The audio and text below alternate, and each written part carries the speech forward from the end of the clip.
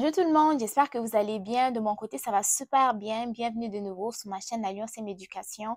Aujourd'hui, je vous retrouve avec une nouvelle vidéo qui est une vidéo d'espoir pour toutes les personnes qui sont francophones et qui continuent de nourrir l'espoir d'immigrer au Canada.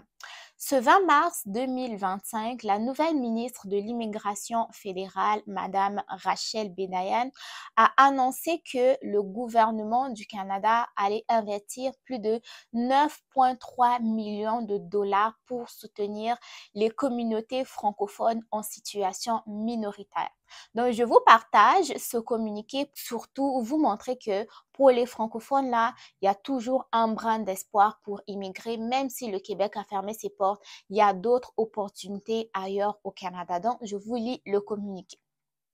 Donc, le 20 mars 2025, l'honorable Rachel Bedayan, ministre de l'Immigration, Réfugiés et Citoyenneté, donc cette nouvelle ministre qui vient d'être élue, qui a été élue, pas élue, en fait, nommée le 14 mars dernier, elle dit que elle a en fait annoncé un financement de 9,3 millions de dollars pour 12 nouveaux projets visant à soutenir le développement économique et la croissance démographique des communautés francophones en situation minoritaire. Donc, comment est-ce que cela va se présenter? C'est que j'ai en fait sont financés dans le cadre du programme d'appui à l'immigration francophone et ils visent surtout à promouvoir les communautés francophones en situation minoritaire par le recrutement et la sélection des candidats d'expression française ainsi que l'accompagnement de ces derniers vers la résidence permanente. Je vous ai dit que la résidence permanente va être le nouvel espoir pour toutes les personnes qui désirent immigrer au Canada parce que tout ce qui est résidence temporaire là, ça devient très stressant, ok?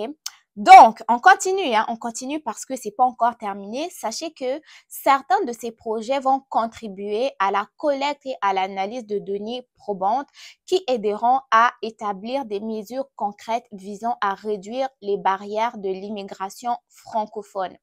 Dans le cadre des nouveaux plans d'immigration 2025-2027, Immigration Canada, en fait, va continuer à augmenter les cibles pour les résidents permanents d'expression française hors Québec.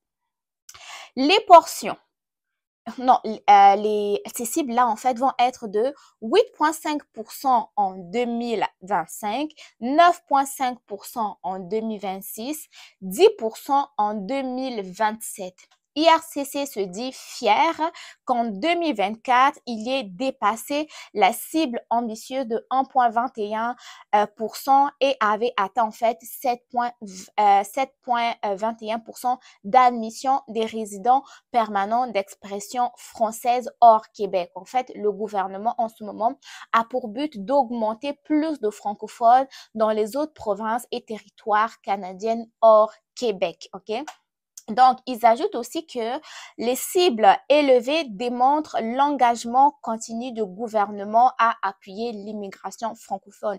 Donc, cette vidéo a vraiment pour but de vous dire que vous qui avez encore le rêve d'immigrer au Canada, vous qui pensez que votre projet va être réalisé au Canada, cette vidéo vient en fait vous apporter un brin d'espoir que même si l'immigration francophone est fermée au niveau de la province du Québec, sachez que ailleurs au Canada, il y a des projets qui sont mis en place par le gouvernement fédéral lui-même pour essayer d'accroître la population et aussi la croissance économique des communautés francophones hors Québec. Pour terminer cette vidéo, j'aimerais vous parler du Centre d'innovation en immigration francophone parce que le Centre d'innovation en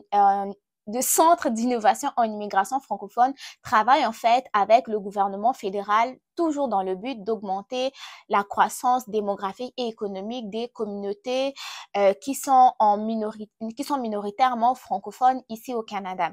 Et ce centre-là, en fait, il a un mandat national et il a pour but, en fait, d'intégrer la lentille francophone au programme d'immigration, ok, donc plus de francophones dans les programmes d'immigration, accroître surtout la promotion des programmes d'immigration auprès des employeurs et des intervenants francophones, de rendre des programmes d'immigration plus accessibles afin d'améliorer les résultats relativement à la sélection et à l'admission des candidats d'expression francophone. OK? Ça, c'est très important. Dans le but de pouvoir atteindre les objectifs donc du Centre d'innovation en immigration francophone, en fait, c'est que ce centre-là va tirer profit de l'expertise des communautés francophones en situation minoritaire et ces communautés-là, en fait, vont participer à la mise en œuvre des projets innovateurs qui vont viser à réduire l'obstacle à l'immigration francophone parce que la plupart des immigrants, lorsqu'ils veulent immigrer au Canada et qui sont francophones, se disent que la seule destination possible, c'est le Québec parce que c'est uniquement là-bas qu'on parle français, alors que ailleurs au Canada, il y a des communautés qui sont francophones, mais en situation minoritaire. Donc, le Centre d'innovation en immigration francophone aussi a pour but de pouvoir enrayer un peu ces différentes croyances que je pourrais dire, OK? Donc, grâce aux occasions de financement, les bénéficiaires des fonds pourront proposer des activités liées. Donc, les bénéficiaires des fonds qui vont provenir des activités mises en place par le Centre d'innovation immigration francophone, ils vont pouvoir en fait proposer des activités qui sont liées à la promotion des communautés francophones en situation minoritaire à l'international.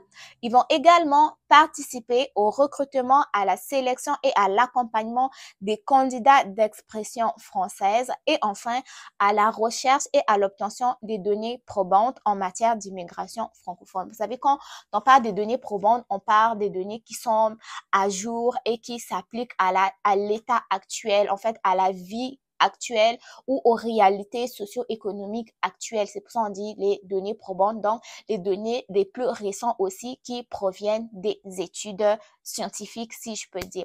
Donc, en gros, cette vidéo, je pense que je me répète en disant en gros, mais cette vidéo a pour but de vous dire que le gouvernement fédéral met quand même en place des moyens de pouvoir encourager les gens à s'intéresser à l'immigration francophone hors Québec. Donc, si vous êtes intéressé par l'immigration au Canada, je vous dirais simplement de ne pas vous décourager, à continuer vos démarches. Surtout, prenez le temps de faire des recherches, de vous renseigner. Si vous voulez venir comme étudiant, travailleur ou résident permanent, les voies sont très différentes et les réalités sont différentes aussi.